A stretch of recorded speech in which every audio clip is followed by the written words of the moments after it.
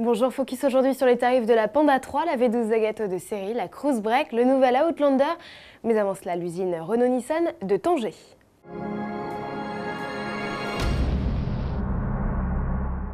L'alliance Renault-Nissan a inauguré en grande pompe le 9 février son usine de Tanger, au Maroc, un site de 220 000 m² qui va employer 6 000 personnes et produire jusqu'à 400 000 véhicules par an, dont le Dacia Logic, concurrent à bas prix du Renault Scénic.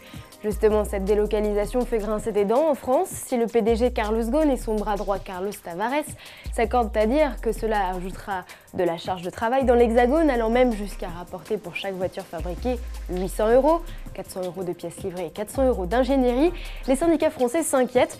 François Chérec, notamment secrétaire général de la CFDT, s'est dit soucieux de l'avenir des véhicules plus haut de gamme produits en France, comme les monospaces du Losange. À suivre. Aston Martin a dévoilé 3 clichés de la V12 Zagato de production. Pour mémoire, le concept décliné ensuite en version course rend hommage à la DB4 GT Zagato, première création née de la collaboration entre le carrossier italien et le constructeur britannique. Outre le châssis, Aston Martin utilise le bloc split de 510 chevaux de la V12 Vantage pour faire battre le cœur de sa nouvelle sportive. Un modèle exclusif produit à seulement 150 unités et dont le tarif est fixé à un peu moins de 400 000 € hors taxe. Révélation à Genève, les premières livraisons sont prévues à l'automne. Chevrolet décline sa Cruise en break. Cette variante aux faux airs de Toyota A26 mesure 8 cm de plus que la berline 4 portes et s'offre un volume de chargement plus conséquent. Il passe de 450 à 500 décimètres cubes, banquette en place pour atteindre près de 1500 décimètres cubes, siège abaissé, pile dans la moyenne de la catégorie. À l'occasion du salon de Genève, Chevrolet va également rafraîchir la face avant de la gamme, mais le constructeur garde la surprise pour le 6 mars. 6 mars, date à laquelle Mitsubishi va lever le voile sur l'Outlander. Il s'agit de la 3e génération du baroudeur et il n'y a pour l'heure qu'une photo.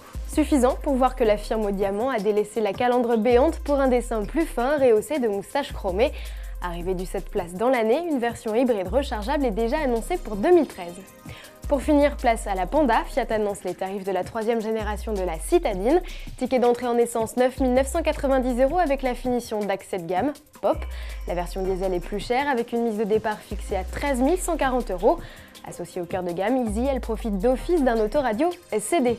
Les tarifs du haut de gamme Lounge s'échelonnent de 11 990 à 14 340 € selon les motorisations et avec climatisation.